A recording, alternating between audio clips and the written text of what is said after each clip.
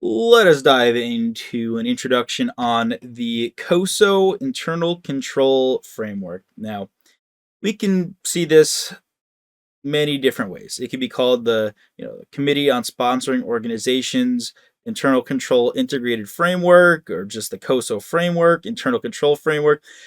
I'm just going to call it the COSO framework, and we're variations of that.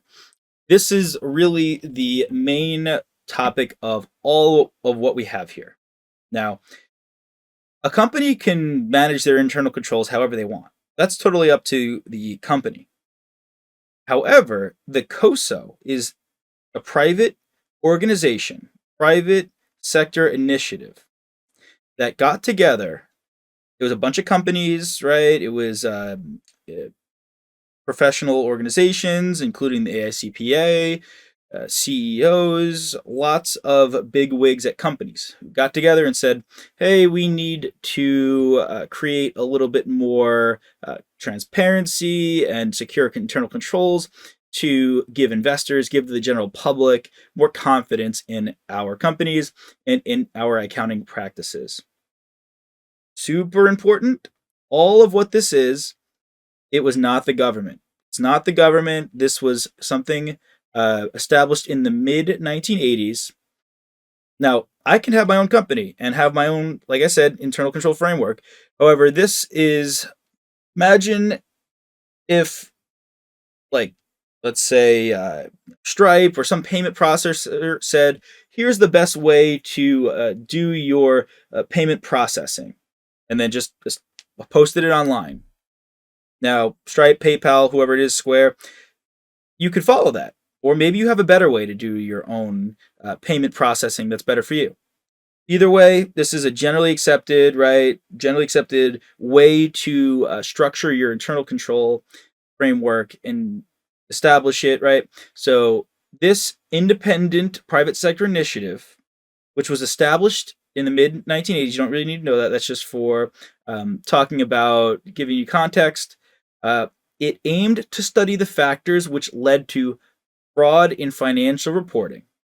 Companies, organizations, also including the American Accounting Association, the Institute of Management Accountants, the AICPA, like I said, got together and they all created this COSO framework. This is a big whole item on the exam. You probably, have heard of it before in terms of knowing it'll be important on the exam. If you have not, do not worry, do not fret. We will walk you through it all and it will not be a concern. Now, that's the COSO, the actual internal control integrated framework. This is the big thing you're going to have to memorize. If you are familiar with this, right, you know this is a big memorization point. This whole exam is a lot of memorization. It has 3 objectives, 5 components, and 17 principles, all of which you're going to have to memorize. But as I will say many times throughout this exam, it's better this way. If you went into the BEC exam with a textbook, you'd pass. I couldn't say the same for the audit exam by any means. The audit exam, they could give you a textbook and say, go take the exam, open book. We'd probably all fail if we didn't study. So BEC, on the other hand, is super memorization based. So you got to create a mental textbook in your mind so that when you go into the exam, you can just pull from it, whether it's formulas or memorizing the order of words or whatever the heck it is they want you to know, you will do just fine. All right, so this COSO, right, it was established in the mid 1980s. Then by 1992, they created this internal control integrated framework. It's used by the management and board of directors of companies, and it, like I mentioned before, provides confidence to shareholders. So to know that their company they're investing in has more reliable and effective internal controls.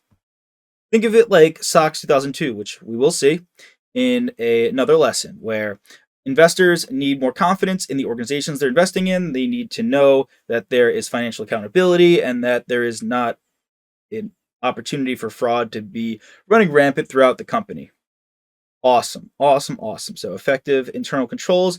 What's involved here?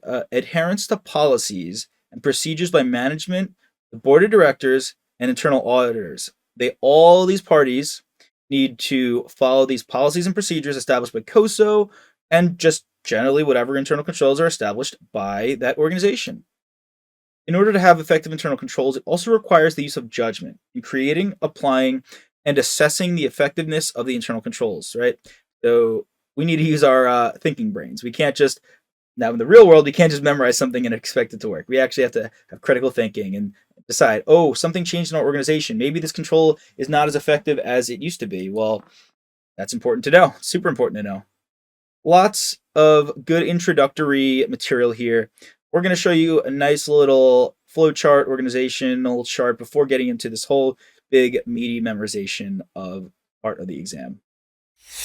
Hey there! Are you ready to not only pass your CPA exams, but truly understand and enjoy the material while studying? I know it seems impossible, right? Especially to enjoy the material? We'll do it together. Tap into the power of CPA.examprep.ai, where we've got personalized quizzes, multiple choice questions, memorization guides, flashcards, simulations, all tailored to your learning. Our adaptive study planning puts you on the fastest path to success and lifts you back up if you fall behind. Avoid wasting your precious time and money attempting an exam with a low chance of passing, because who wants that? We want to get you through this process as quick as possible. Our exam readiness prediction lets you walk in with confidence, knowing that you're prepared for success on exam day. Thankfully, there's no payment method needed to get started, so why don't you come join us? Visit cpa.examprep.ai and let's achieve your exam success together.